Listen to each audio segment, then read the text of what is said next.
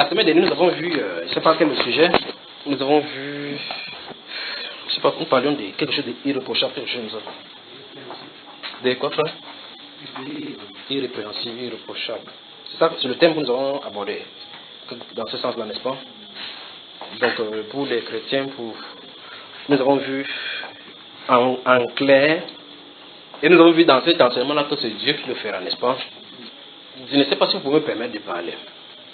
Si je parle, il pourrait prendre du temps qu'il faut, mais s'il arrive que le Seigneur ne nous permet pas de se finir aujourd'hui, on en continuera une autre fois. Mais lorsque nous voyons cet enseignement, j'ai donné certains thèmes que nous allons aborder.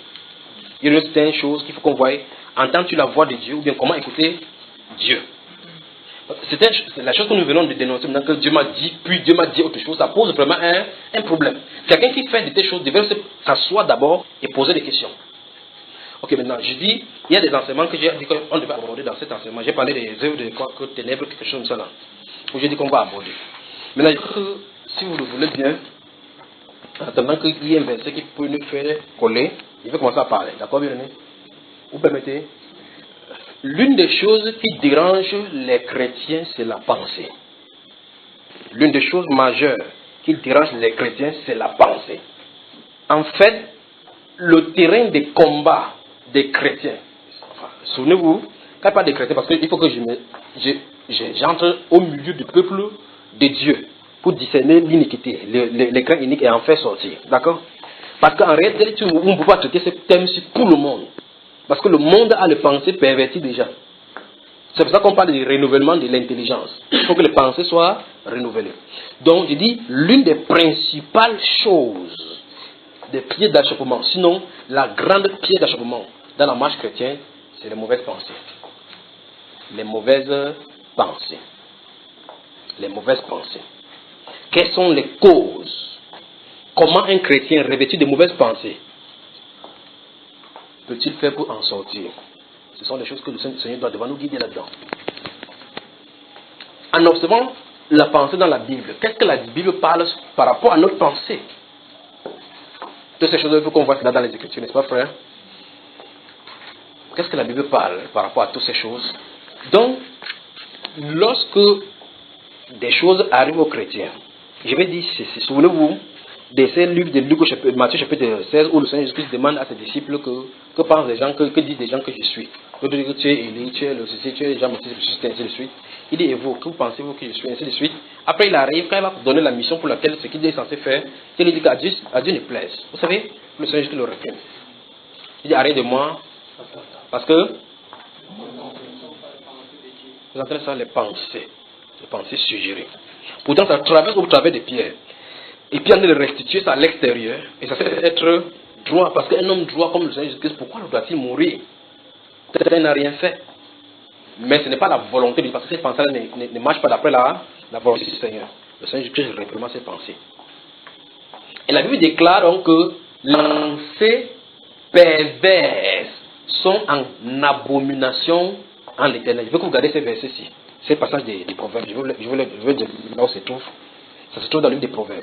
Mais il faut que vous et moi ici, nous comprenions, avec tous les chrétiens dans le monde entier, nous comprenions et acceptons cette réalité. C'est que le champ de bataille, le véritable champ de bataille des péchés se trouve dans les pensées. Il faut d'abord que cela soit établi. Le véritable champ de bataille par rapport au péché se trouve dans les pensées. Vous me suivez? Vous saisissez?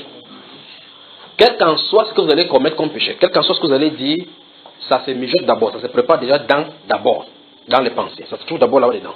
En fait, le Seigneur Jésus-Christ a dit, si vous lisez, vous pouvez commencer à prendre là maintenant. Parce que si ça sort, ça sort. Dans le livre de Matthieu, si vous lisez votre chapitre 15, des versets 1 à 11, lorsque le Seigneur Jésus-Christ, on va lui reprocher du fait que ses disciples ne se lavent pas les mains pour prendre leur repas, vous vous souvenez? En disant que les disciples des pharisiens se lavent les mains, les disciples de Jean-Baptiste se lavent les mains, mais les disciples, eux, ils ne font pas des ablutions et autres. Le Seigneur Jésus-Christ va leur dire, dans ces derniers versets de Matthieu 15, il va leur dire, puisqu'il va parler aux pharisiens, puis il va revenir vers les disciples, que vous aussi vous ne comprenez rien, parce que les disciples eux-mêmes ne maîtrisent pas ce qu'il a de dire. Et vous ne comprenez pas que quand vous mangez quelque chose, ça entre dans la bouche, puis dans le ventre, puis ça va dans le lieu secret. Mais que ce qui sort de la bouche, c'est ça qui souille, parce que ça vient du cœur. C'est du cœur que viennent les abominations, les meurtres. Écoutez très bien ce que le Seigneur dit, que c'est du cœur que ça vient. Quand tu commets le meurtre, c'est venu du cœur que tu dois commettre le meurtre.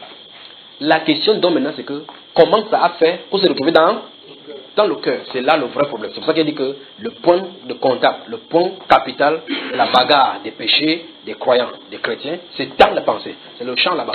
Et si nous n'observons pas ce champ pour voir vraiment que c'est ici le territoire où l'ennemi a beaucoup de victoires sur nous, nous allons rater la prise. Dans ce 2 Corinthiens 10, verset 5, il dit que nous renversons les raisonnements pour ramener quoi? Toute pensée captive à l'obéissance du Seigneur. Comment la pensée a pu être captive? Et pourquoi faut-il donc la puissante arme de Dieu pour ramener à l'obéissance? Donc fondamentalement, toute pensée qui n'est pas ramenée à l'obéissance du Seigneur va être captive. On va demeurer dans la captivité.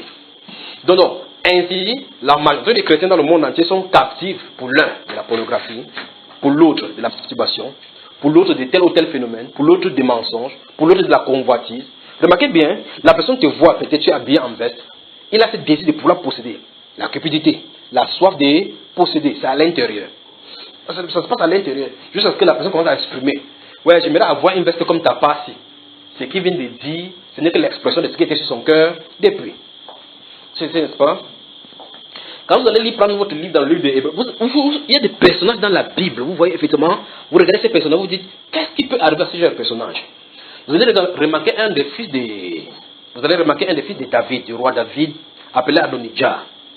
Si vous lisez votre livre dans le livre de 1 roi, au chapitre 1, 2 et 3, chapitre 1, 2 et 2 particulièrement, la Bible déclare, le Saint-Esprit dit que Adonijah eut l'orgueil au point de se proclamer lui-même roi. En remplacement de David. David n'était pas encore mort, le roi David n'était pas encore mort. Le Saint-Esprit, allons-y là-bas. C'est merveilleux. Je vais seulement que vous regardez ces personnages, nous voulons parler de la pensée. Le champ de bataille des croyants. L'une des choses que Satan fait, c'est de nous bloquer. Si tu ne connais pas ces choses-ci, tu vas continuer à avoir des problèmes. C'est pour ça que vous voyez les chrétiens tombent dans le même péché, ils se posent la question, qu'est-ce qui arrive? Leur pensée est captive. J'ai dit quel livre, bien aimé? 1 roi, le chapitre 1, 2, pardon, chapitre 2 là. Que Dieu vous bénisse. J'aime bien le milieu de vous parce que c'est qu'au moins, si c'est dit n'importe quoi, vous allez savoir que tôt ou tard, vous allez savoir que comprendre. Pas vrai, frère? Voilà, maintenant, lisons 1 roi, chapitre 2. Je vais parler à partir du verset 13. Je vais m'arrêter là où l'expression du Saint-Esprit nous y a amené. Et puis, par la suite, vous pourrez continuer. Regardez, 1 roi, chapitre 2, verset 13 et suivant. Adonijah, fils de Haggith c'est sa maman, d'accord? Allah de Sheba, mère de Salomon, elle lui dit, non, mais je crois, j'ai sauté là-bas. Non, allons-y à partir des chapitres. Attendez, regardez, j'ai sauté là. Ok, ce chapitre 1 là, allons au chapitre 1. C'est la deuxième intervention là-bas où vous voulez demander de cette femme, cette tsunami là pour se réchauffer. Donc maintenant, 1 roi chapitre 1, vous y êtes, verset 5, regardez comment le Saint-Esprit commence. Adonijah, fils de Haggith, se laissa emporter par quoi? Par l'orgueil. Mais je veux que vous voyez la façon que le Saint-Esprit va décrire quelque chose dans sa vie. Et puis maintenant, je vais vous montrer que c'est de cette façon que Dieu fait dans nos vies chaque fois, mais très souvent nous ne maîtrisons pas pourquoi le Saint-Esprit arrive cela. Je veux garder ce à l'esprit, ce que j'explique ici, d'accord? Regardez bien. Adonijah, fils de Haggith, se laissa emporter par l'orgueil jusqu'à dire, c'est moi qui serai roi. Et il se procura un char et des cavaliers et 50 hommes qui couraient devant lui. Son père, écoutez bien, verset 6, c'est ici. Donc, il faut que vous regardiez le verset 5 et le verset 6. Son père ne lui avait de sa vie fait un reproche en lui disant, pourquoi agis-tu ainsi? Adonijah était en outre très beau de figure et il était né après Absalom. Donc, regardez ce que le Saint-Esprit dit. 1. Adonijah, c'est quelqu'un qui a vécu dans le silence. Vous voyez tout le 1 roi, 2 rois, on ne parle pas de lui. Subitement, il figure là-bas et se proclame roi. Or, le Saint-Esprit nous dit au verset 6 que le roi de tout son vivant, depuis sa jeunesse, le roi ne lui a jamais reproché, donc il n'y a pas jamais eu d'intercation, il s'est mal comporté. Ah, c'est merveilleux. Il ne s'est jamais mal comporté. Pourquoi il fait des reproches, par exemple pour Tamar, avec Absalom, on voit clairement ce qui se manifeste. Donc tu peux avoir quelque chose en toi et Dieu permet que les éléments arrivent pour que ça s'exprime, pour que tu saches à quel niveau tu te trouves. C'est sur ça qu'on parle un instant. Lui, on ne lui avait pas fait des reproches. On ne lui avait pas fait des reproches. Mais ici, le Saint-Esprit dit qu'il s'est laissé emporter par l'orgueil. Ça se trouvait où l'orgueil? Ça se trouvait où? Dans son cœur. Il s'est laissé emporter par l'orgueil. Donc, du vivant de son père, quand il était debout, enfin, son père n'était pas encore mort jusque-là, quand il était là comme ça, on ne lui reprochait rien, mais l'orgueil était à l'intérieur. Il a failli de l'événement de la succession du roi pour qu'on fasse voir son frère visage. Pourtant, on ne lui avait jamais fait de reproches. Donc, en tant que chrétien, des situations nous arrivent. Nous tombons souvent en colère, des extrêmes colères, tant que même les chrétiens, les parents, les païens ne pouvons pas avoir cela. Des animosités vraiment extrêmes. Après, quand vous revenez à vous-même, vous dites, qu'est-ce qui arrive? C'est ce qui devait arriver. Vous savez qu'il y a du travail à faire. Il y a un problème avec les pensées. C'est n'est-ce pas? Je peux vous en monter plein là dans la Bible maintenant, pour les cas de chrétiens. Plein. Vous avez entendu cette exhortation aussi, pour que, au Philippiens, chapitre 4, il parle à ses compagnons là de prendre un tige et l'autre, qu'ils soient dans le même sentiment. Comment se fait-il que les chrétiens dont on parle d'être animés de la même pensée, de la même charité, dans le même sentiment, on commence à faire des problèmes comme ça? Pourquoi? Qu'est-ce qui arrive? Pourquoi ils ne sont pas des mêmes sentiments? Prenez cela maintenant, mettez l'apostrophe, vous pouvez voir tout ce que les femmes peuvent faire aujourd'hui. Et regardez là-bas, c'est une tige et là, ça se comprend. Je n'aime pas celle-là parce qu'elle met le pied. Elle ne sait pas que quand elle fait le pied, ça dérange. Le problème commence là-bas, elle va dire que non, la soeur ne met pas le pied. L'autre va aussi dire que la soeur là, elle n'aime pas parce que tu marches, tu mets le pied. Pourquoi elle ne va venir me dire, pourquoi elle est venue dire à toi, voilà le triangle, le constat triangulaire. C'est n'est-ce pas? Alors maintenant, je dis ceci, le champ de bataille pour les chrétiens se trouve au milieu des pensées. Il faut que les pensées soient renouvelées. Et pour que les pensées soient renouvelées, il faut que vous sachiez, il faut que d'abord que vous discerniez du fait qu'il y a un problème. Que ça a été toujours le siège du problème. Si vous ne savez pas que ça c'est le siège du problème, vous aurez d'abord le premier problème, que vous ne connaissez pas quel est le problème que vous avez. C'est le premier siège du problème. Vous savez, l'histoire que j'ai racontée, c'est de ce moine-là qui a porté la femme. Quand l'autre allait pour la trahir là, c'était où? Vous dites, je suis un ancien mondain, tu t'assois comme ça, tu entends encore les musiques mondaines sans que ça ne joue à l'extérieur. Tu entends tom à l'intérieur de toi. Tom à l'intérieur de toi. Vous savez, le frère Ferrand me racontait que un jour, il dit, frère pour moi, il dit, c'est quoi frère Ferrand? Il dit que c'est la musique. Il dit que la musique a fait quoi encore? Il dit qu'il y a la bibliothèque, enfin, comment on appelle ça? La discothèque en moi. Quand il dit la discothèque, comment frère Ferrand? Il dit que je suis sorti le matin en descendant les escaliers, j'ai mis la main comme ça, j'entends vous savez, je ne sais pas quelle musique ça jouait, fort. Il a avancé un petit peu, ça va, mais quel est encore le voisin? Vous savez, il est dans le calme là-bas. Quel est le voisin qui a mis cette grande musique? Il a regardé attentivement, c'était à l'intérieur de lui que ça chantait. La pensée. Donc, vous savez, quand la compagnie de lycée coupe la lumière et que votre musique est en train de jouer, quand ça revient, ça continue à jouer. Vous devez couper la lumière en lui. Quand c'est revenu maintenant, ça a mis play, ça continue à jouer, là, c'était arrêté. Il a dit, hey, il est allé voir ses enfants, ça fait que prier pour moi, c'est fort. On dit, c'est quoi? Il dit que la musique joue en moi. La musique joue en toi. Comment? Ça passe, c'est la musique. Ça passe, c'est la musique. Il y a des jeunes frères qui ont par exemple les chambres. Vous savez, quand les jeunes garçons font les chambres, ils mettent des photos de Beyoncé avec les fesses comme ça en l'air. D'autres mettent comme ça avec les seins sur le beignet comme ça. Enfin, vous savez, quand il entre chez soi, c'est là-bas. Quand il entre le matin, c'est là-bas. Il ne fait que voir. Il ne sait pas que l'image est imprégnée petit à petit dans ses pensées. Après, il se plaint que frère, j'ai des couches de nuit. Prie pour moi. Esprit de couches de nuit, sors. Le soir, il va regarder comme ça. Esprit de couches de nuit, viens. Esprit de couches de nuit, sors. Esprit de couches de nuit, viens. Qu'est-ce que ça allait produire? Les parties féminines qui sont frappées dans tes pensées, petit à petit, tes pensées absorbent cela. Et maintenant, souvenez-vous, les songes peuvent naître de la multitude des occupations, dans les pensées que vous avez dans la journée. Ce qui se charge votre pensée dans la journée, d'abord, situe ça dans votre pensée. C'est ça, non? Alors la personne commence à avoir des rêves là-bas. Rêves. Et finalement, cette pensée-ci forge désormais le style des femmes qu'il faudra embouter. Nos valeurs et nos choix du mariage. Je veux un style de femme que son derrière est comme la guitare arrondie. Où est-ce que c'est venu? La pensée lui a été suggérée. Parce qu'elle a vu Jennifer Lopez, la forme de Lady Gaga, la sœur de Mickey Mich. Ou c'est Mich. Ce sont des choses qui lui ont été suggérées. Sa pensée est captive. Sa pensée est captive. Alors quand elle voit un sœur comme ça, il essaie de regarder si oui ou non. Cache tout cela dans la robe. Junior a dit qu'on cache tout ça dans la robe. On ne voit pas comment on va faire pour savoir. Adam, tu as vu cela? Oui, c'est l'os de mes os. Vous dites, il avait vu ça nu. Bon, de toute façon, allons-y maintenant. Éphésiens. On peut commencer maintenant. Que Dieu vous bénisse. Vous avez entendu maintenant, j'ai planté le décor. Les problèmes, les vrais problèmes que nous faisons face, c'est dans la pensée. Satan connaît cela. C'est pour cela qu'il a multiplié donc les publicités. Dans les carrefours maintenant, remarquez bien, enfin, les publicités c'est partout. À la radio, ça va toucher tes pensées. Écoutez maintenant, permettez-moi pendant que vous allez chercher votre... J'ai lu quel livre déjà? Quand vous lisez, oh mon Dieu frère, permettez-moi seulement qu'il presse un essai. Permettez-moi seulement. Quand vous lisez le livre de Galates au chapitre 5, des versets 16 à 22, où on parle des œuvres de la chair, des œuvres de l'esprit. Je mérite glisser un instant avant d'arriver. Vous lisez dans la Bible, dans ces choses que nous avons dans l'écriture, vous lisez, la chair a les désirs contraires à ceux de l'esprit. Et l'esprit en a des contraires à ceux de la chair. Ils sont contraires entre eux, afin que vous ne fassiez point ce que vous voudrez. Donc si tu veux faire quelque chose, les deux t'attirent. C'est ça? Maintenant, la porte d'entrée de la chair, c'est quoi? C'est les sens. Donc le péché dont la Bible parle, le péché de la chair, ça veut dire le péché de notre sens. C'est parce que nous sommes conscients, les cinq sens. Les cinq sens, c'est ça qui nous fait pécher. S'il n'y avait pas ces cinq sens-là, nous ne commettrions pas de péché. Pratiquement pas là. Est-ce que vous me saisissez?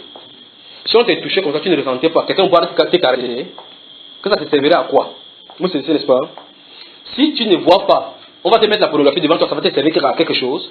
La publicité là-bas en haut, ça va te servir à quelque chose. Si on dit, oh, tu n'entends pas, on met que, oh, Beyoncé en concert là, mais ceci. Tu vas entendre ces bêtises comme ça. Donc le péché de la chair, c'est le péché des sens. Donc ce que la Bible appelle la chair à les désirs, c'est le sens, c'est le péché des sens. Du sens. Regardez bien si c'est à l'esprit. Les cinq sens sont les portes ouvertes pour le péché. Je suis en train de dire ici pour que vous saisissez donc là où ça nous amène. Ça nous amène du fait que Satan donc connaît exactement. Je veux que vous me laissez vraiment parler un temps. Vous y avez moi. Si vous prenez chacun des sens maintenant, et vous voyez la façon dont le monde est en train de vivre, vous allez voir effectivement que Satan a travaillé minutieusement là-bas pour être sûr que chacune de ces portes-là, chacune de ces voies-là est une porte d'entrée pour te faire pécher. Chacune. Pour l'organe de la vue, c'est vulgaire. Vous voyez effectivement que Satan a nourri et les enfants du plus jeune et puis jusqu'au plus grand de toutes les images obscènes, physiques et spirituelles. Les embrasseries, les scènes des embrasseries, des caresses, ainsi de suite, l'homme et la femme et autres, pourquoi tu vois pour souiller les pensées. La porte d'entrée, c'est la vue. Et quand tu souilles, quand tu entres chez toi, il faut qu'il y ait la restitution. Vous savez, en science, la professeur a appris sur les preuves, on dit restitution organisée de connaissances. Donc, restitue ce que tout le monde a été appris. Dis ce que moi a été appris. C'est pas ça, c'est le titre là, on dit restitution organisée. Quand on dit restitution organisée, c'est que l'élève donne quoi? Ce qu'il a enseigné, ce qu'on lui a dit clairement. Que dit ça clairement là sur la feuille. C'est ça, restitution organisée. Donc quand Satan te donne les choses, il donne les choses. Alors vous voyez donc, effectivement, vous entendez qu'un frère a couché avec une fille de 15 ans. Il a couché avec une fille de 9 ans. Un frère. Il a caressé sa petite soeur. Vous dites, qu'est-ce qui lui est arrivé avant qu'il caresse? Quand beaucoup de chrétiens, il peut mettre le guillemot maintenant, arrivent au niveau où c'est des choses, comment ça s'est passé, il faut qu'on se pose la question. Beaucoup de chrétiens ne connaissent pas qu'il y a un domaine de travail, le renouvellement de notre intelligence. On lit seulement dans la Bible. Et chacune des choses que la Bible va donner. Souvenez-vous, quand les apôtres écrivaient, c'est le but que le Seigneur les a envoyés pour enseigner à observer tout ce qu'il a prescrit. À observer, à vivre, à observer, à mettre en pratique tout ce qu'il a prescrit. Et si c'est le Seigneur qui a dit, prends ta plume d'écrit, ce qu'il a décrit n'est pas charnel, c'est pour une vie spirituelle. C'est pas très bien aimé. Alors quand l'apôtre Paul dit, je vous exhorte donc frères, par les compassions de Christ, à offrir vos corps. De quoi il a dit de parler? C'est quoi offrir son corps? Pourquoi il dit offre son corps?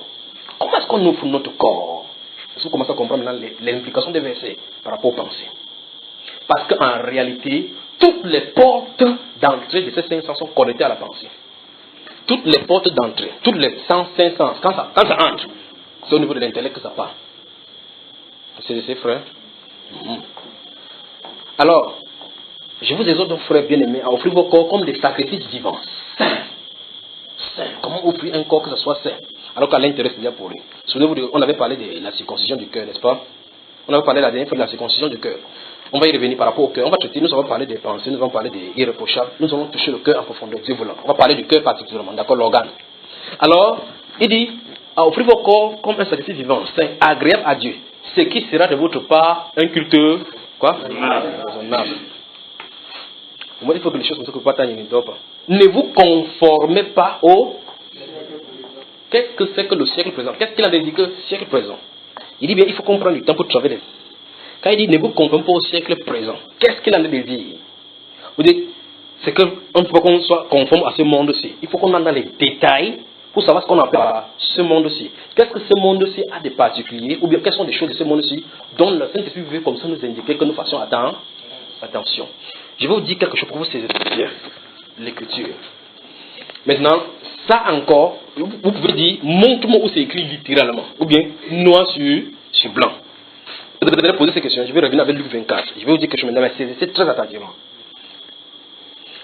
Vous ne verrez pas l'avion dans la Bible avion, mais le prophète en a parlé. Vous savez ça? Il dit, vous ne verrez pas l'avion dans la Bible, mais le prophète en a parlé, parce qu'il n'a pas l'expression avion. S'il écrit avion, la personne qui l'a écouté là ne comprendrait pas. Mais les personnes pour qui c'est destiné, Dieu donne le langage que la personne qui l'a écouté en premier va comprendre. Et chaque génération va en comprendre jusqu'à arriver à la génération qui en comprendra. Vous avez saisi ça? C'est pour cela que l'écriture transcende les périodes. Si vous comprenez. Ok, regardez, suivez attentivement. Alors, quand Dieu donne la plume en écrivant, pour qu'ils écrivent, puisqu'il sait que la parole va circuler tout le temps, s'il dit, souvenez-vous, les choses disparaissent, ça apparaît à notre génération. Et puis ça multiplie. Pas vrai? S'il dit que l'homosexualité, qu'on couche entre l'homme, la femme et la femme, et qui ne présente pas pour l'homme, et que plus tard, on parle, il y a l'homosexualité entre l'homme et l'homme, vous allez dire que c'était limité, parce qu'on n'a pas parlé de ça. Donc, dans ce cas, ce n'est pas le péché. Est-ce que vous comprenez? Alors, qu'est-ce qu'il fait maintenant? Il décrit le mariage comme des sexes opposés. Quand il dit sexe opposé, ça suppose que directement, ça contre toute personne qui va aller à le sexe homme et homme, femme et femme, ces versets-là directement, il n'a pas besoin de parler que maintenant, pas qu'à ceci, qu'à ceci. C'est contenu là-dedans. Pour que ça soit dans toutes les époques. Vous savez ce que je veux dire. Donc, quand il dit, ne vous conformez pas au siècle présent, ça suppose que dans notre siècle présent, il y a les boîtes de nuit. Dans le siècle précédent, il n'y en avait pas. Dans le siècle d'antan, il n'y en avait pas. C'est n'est-ce pas? Les boîtes de nuit où les gens partent avec la luxure et autres, il n'y en avait pas. Alors, dans le contexte, quand ils vont lire, ne vous confondez pas au siècle présent, les choses, la pensée qui manipule la population dans cette période donnée fera à ce qu'ils comprennent qu'il faut éloigner de ces pensées.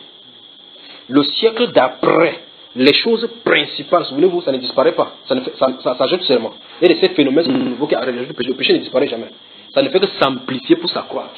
D'accord?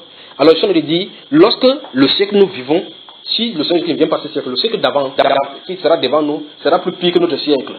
Les personnes vont lire ces mêmes versets, ces Romains chapitre 12, ça sera amplifié, vont comprendre encore davantage de pourquoi il ne faut pas être comme au siècle présent. Donc, ne vous conformez pas au siècle présent, est enceinte de plusieurs siècles. C'est ce que je voulais expliquer. Alors maintenant, ne vous conformez pas au siècle présent. Qu'est-ce que le siècle présent veut nous imposer? La manipulation de la pensée. Comment est-ce qu'il manipule nos pensées? Par les techniques de transformation de nourriture pour détruire le corps. Et vous dites, ne fumons pas parce que ça détruit le corps. Que dites-vous des OGM? Voyez-vous cet aspect-là? Est-ce que vous voyez cet aspect?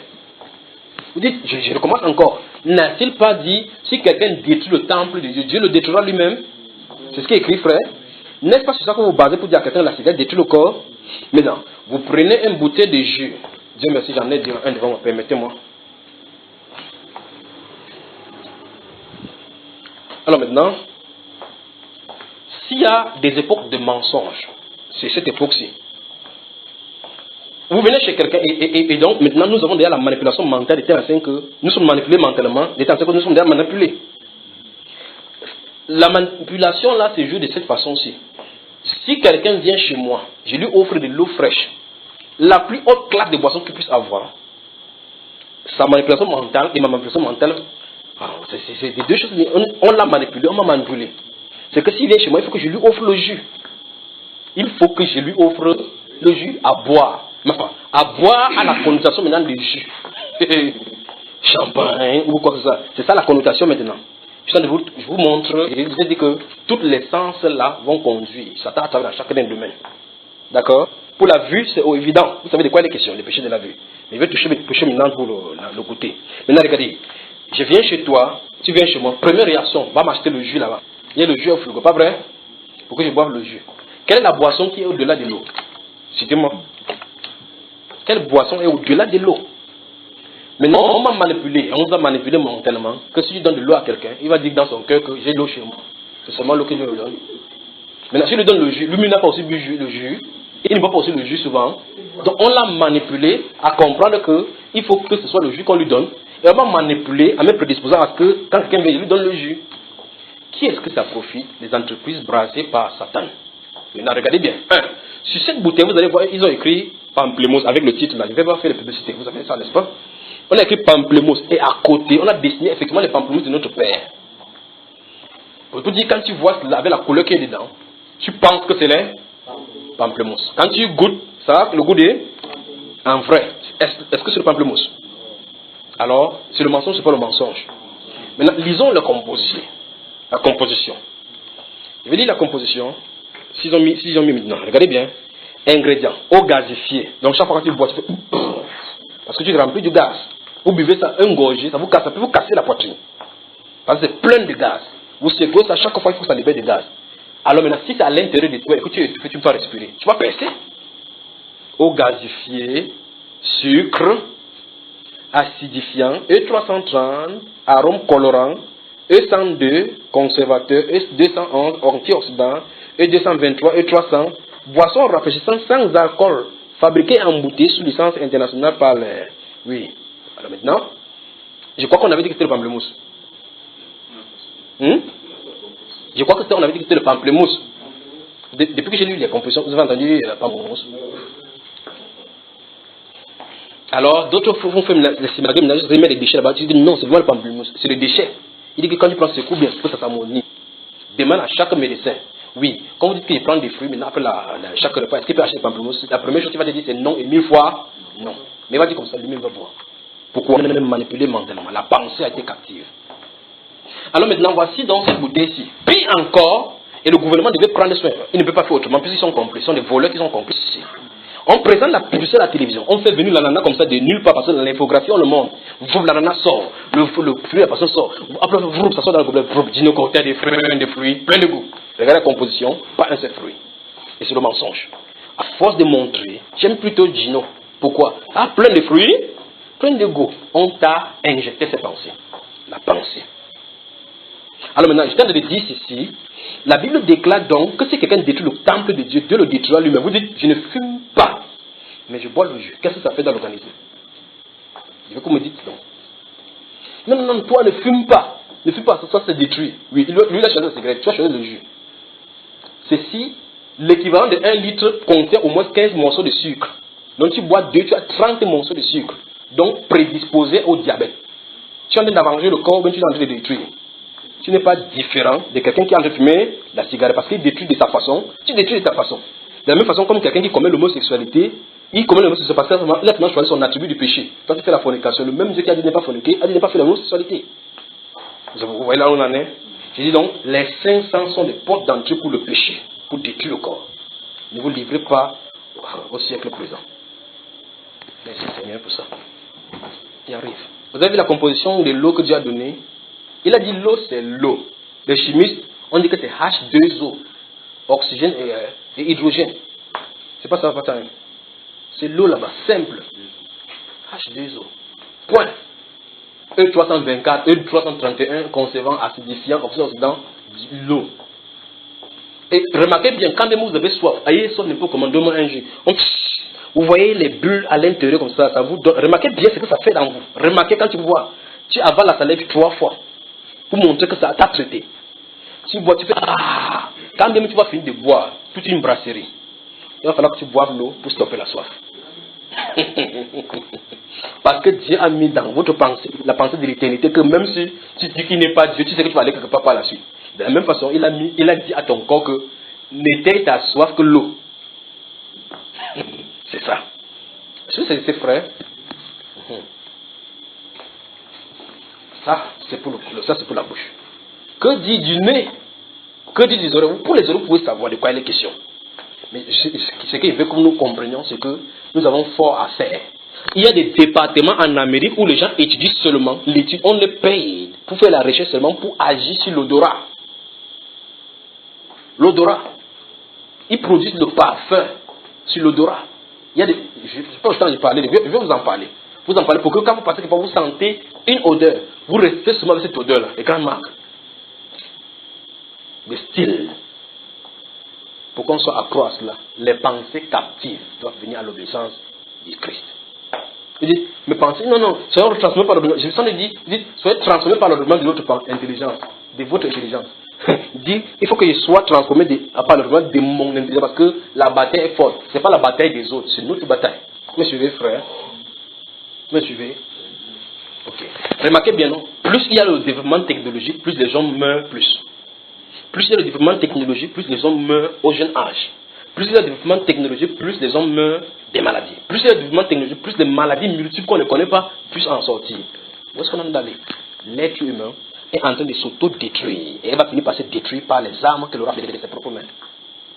C'est ainsi dit la parole.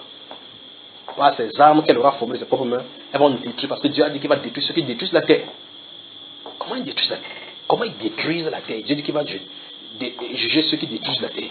Comment ils détruisent? Dieu a décidé que la pluie doit durer pour sortir. Il plante la pluie, il dit que c'est en 6 mois. Mais c'est grosse, c'est beau. Les tomates sont gigantesques comme la tête de mon frère. Brillant. Tu peux voir la tomate que Dieu a créée au champ comme ça sort. Une partie est verte, une partie encore jaune, un genre. Tu dis non, la tomate ne veut pas. Donne-moi les grosses tomates là. Qu'est-ce qu'on est en train d'engager en nous? Regardez les poussins du village. Les poussins de là 2 jours sont plus solides que nos gros poulets que nous mangeons. Vous ne pouvez pas casser les os des poussins du village, des poussins. Parce qu'en réalité, ce que nous mangeons congelé là, ce sont des poussins. Ils ont 45 jours pour les plus vieux. Pas vrai? Hein? Tu dis que la poule. Dis à ton voisin, tu manges le poussin. Dis à ton voisin, tu manges le poussin. Le poussin. Donc ne dites plus que poulet congelé, dites poussin congelé. Allons-y. Vous savez, c'est encore une autre chose. Je suis en train de travailler dans votre pensée. Je veux que vous dites ça pour que désormais, quand tu vois ça, tu entends poussin congelé dans tes pensées. Alléluia. Et remarquez bien, quand vous mettez à cuire, vous pouvez bouffer depuis les orteils jusqu'au bec, sans en jeter.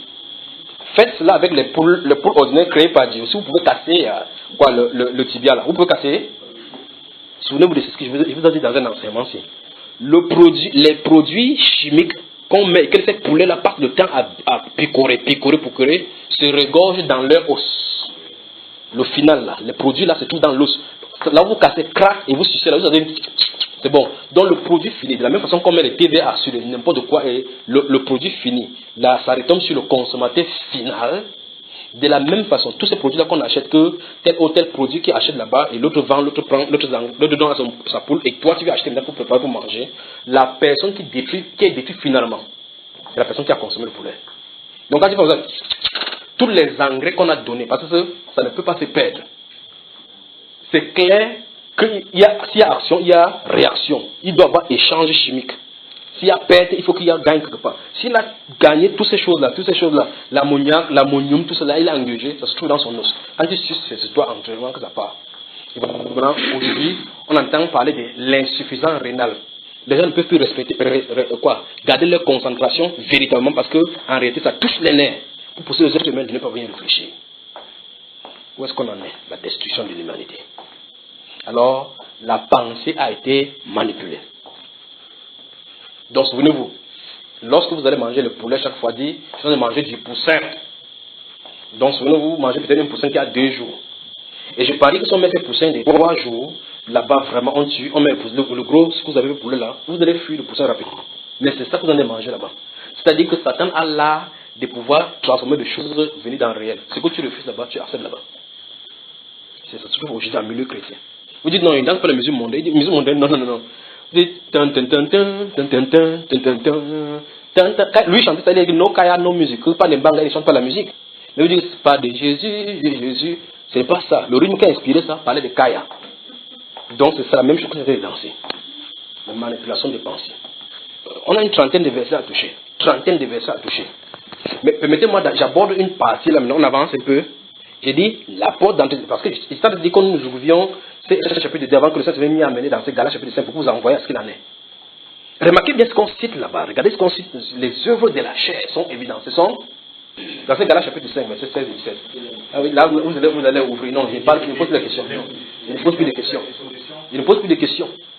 Alors, il dit, c'est l'impudicité. L'impudicité. Et Jésus, lui, il a dit que ça sort de l'intérieur. Ça se manifeste comme.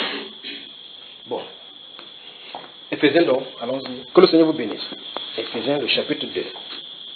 Donc, souvenez-vous, lorsque vous lisez désormais la Bible, vous voyez, soyez transformés par le renouvellement de votre intelligence. Regardez ces mots-là et regardez. Et l'une des choses, donc, il y a tellement de choses à dire là. Je vais faire le verset qui en parle. Donc, Éphésiens chapitre 2, ouvrons voir. Donc, on a une trentaine de versets à voir. Donc, dans la deuxième partie, nous allons y entrer par rapport à cette pensée-ci. Le champ de bataille de nous, par rapport à notre ennemi. Regardez, à partir du verset 1. On y va, bien aimé. Vous étiez morts par vos offenses, Oui. et par vos péchés, Oui. dans lesquels vous marchiez autrefois, Oui. selon le train de ce monde, Oui. selon le principe de la puissance de l'air, Oui. de l'esprit qui agit maintenant dans les fils de la rébellion. Oui. Nous tous aussi, nous étions de leur nombre, Oui. nous vivions autrefois selon les convoitises de notre chair, Oui. accomplissant les volontés de la chair et de nos pensées. Stop. Vous entendez ça? Vous entendez ce que le prophète dit là? Il dit, nous tous aussi, nous étions de ce nombre-là. Regardez bien ce qu'il dit, verset 3. Nous tous aussi, nous étions de leur nombre. Donc il dit comme ça parce qu'ils sont sortis de là. Après, il explique ce mystère-là. Il explique le fait exactement comment on est dans ces groupes. Parce que regardez bien, c'est un peu comme vous êtes dans une salle où c'est fermé. Et quand tu sommes là, tu vois la réalité de ce qui se passe dans la salle. Vous comprenez un peu cela, n'est-ce pas? Donc il est sorti maintenant, il voit, oh, ceux qui sont à l'intérieur de l'esprit qui agit maintenant sur le fils de la rébellion. Donc ça agit en eux. Tant qu'ils sont à l'intérieur, ils ne peuvent pas être conscients de ce qu'il y a dans leur vie. Est-ce que vous comprenez? Regardez, il dit, nous tous aussi, nous étions de leur nombre et nous vivions autrefois selon, écoutez bien, selon les convoitises de notre chair. Vous voyez? Donc, c'est ce que la chair désirait que les gens accomplissaient. Donc, tant que tu n'es pas ancré, tant que les personnes n'ont pas été renouvelées, tu vas continuer à vivre selon les convoitises de la chair. Si tu vis selon les convoitises de la chair, tu crois peut-être que tu as de vivre ce que Dieu veut. Tu dis non, non, c'est moi qui veux vous faire comme ça. Souvenez-vous, la chair et les désirs qui sont contraires à ceux de l'esprit. Ils en ont les contraires afin que vous ne fassiez ce que vous voulez. Donc, tu as encore l'impression que c'est moi qui décide de faire comme ça, alors que c'est la chair qui est en train de te conduire. Regardez, il dit, selon les convoitises de notre chair, accomplissant. Donc, ce que nous manifestons. Ce qu'on accomplit, c'est ce qu'on manifeste. Donc, c'est l'œuvre qu'on produit. Accomplissant les volontés de la chair et de nos... Vous avez vu ça? Accomplissant les volontés de la chair et de nos pensées. Regardez bien la façon que le Saint-Esprit a mis cela. Les volontés au pluriel. La chair a sa volonté, la pensée a sa volonté. Donc, les sens contrôlés par notre pensée produit en nous tout ce qui est à l'extérieur. Vous voyez, n'est-ce pas? Et nous consommons cela. Et donc, l'apôtre Paul dit que nous étions aussi à l'intérieur. Qu'est-ce qui est arrivé? Qu'est-ce qui est arrivé afin que ça soit résolu? Nous allons voir ça la prochaine fois. Mais prenons un autre verset. Regardez le chapitre 4 ici. On en a lu ça ici plusieurs fois. Le chapitre 4, le verset 17, qu'est-ce que ça dit, Patani? Avant qu'on va dans un autre chapitre là. 4, 17 Oui. Dit, voici donc ce que je dis et ce que je déclare dans le Seigneur. C'est que vous ne devez plus marcher comme les païens qui marchent selon la vanité de leurs pensées. Vous avez vu ça? Vous avez vu les pensées des païens, n'est-ce pas? L'apôtre Paul dit donc que nous étions aussi de leur nombre. Il dit que c'est ce qu'il dit. Dans le Seigneur, les pensées, la façon de marcher. C'est pour cela qu'en réalité, si vous comprenez ces choses-ci, si nous vivons vraiment dans la pensée du Seigneur, on sera totalement contraint distinctement dans nos actions et dans notre façon de faire avec le monde. Et là, ça va attirer la persécution parce qu'en réalité, nous ne marcherons plus selon le train de ce monde. Et par conséquent, ça va attirer l'attention du monde contre nous. Il dit, voici ce qui est dit, ce qui est déclaré dans le Seigneur. C'est que vous ne devrez plus marcher comme marchent les païens. Il dit qu'ils ont l'intelligence obscurcie. Selon la vanité de leur pensée. La vanité.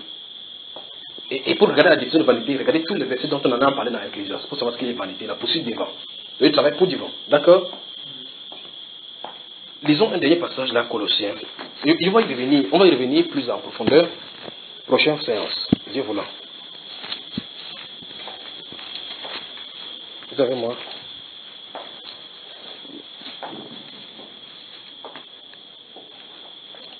Prenons Colossiens. Et à l'issue de ceci, quoi qu'on va devoir prier. fois dans Colossiens là. Colossiens, comment les trouver? Chapitre 2 de Colossiens. Bien. Prenons le chapitre 1 là, je crois. Wow. Regardez le chapitre 1, vous avez noté? Voilà. Maintenant, notez les versets à 19 à 22. 19 à 22, je vais lire. Colossiens chapitre 1, verset 19 à 22. Nous traitons de la pensée ce soir, d'accord? Nous traitons de la pensée, regardez. Car Dieu a voulu que toute plénitude habite en lui. Il a voulu par lui, nous parlons du Seigneur Jésus-Christ, n'est-ce pas? Il a voulu par lui réconcilier tout avec lui-même, tant ce qui est sur la terre que ce qui est dans les cieux, en faisant la paix par lui, par le sang de sa croix. Écoutez maintenant verset 21. Et vous, qui étiez autrefois étrangers et ennemis par vos pensées, vous êtes, et par vos mauvaises œuvres, il vous a maintenant réconcilié par sa mort dans le corps de sa chair, pour vous faire paraître devant lui saint, irrépréhensible et sans reproche. Donc cette œuvre du Seigneur se passe à l'intérieur, ça doit se passer à l'intérieur. Vous avez vu? Il dit on était ennemis par nos pensées et par nos mauvaises œuvres. Ennemis par nos pensées.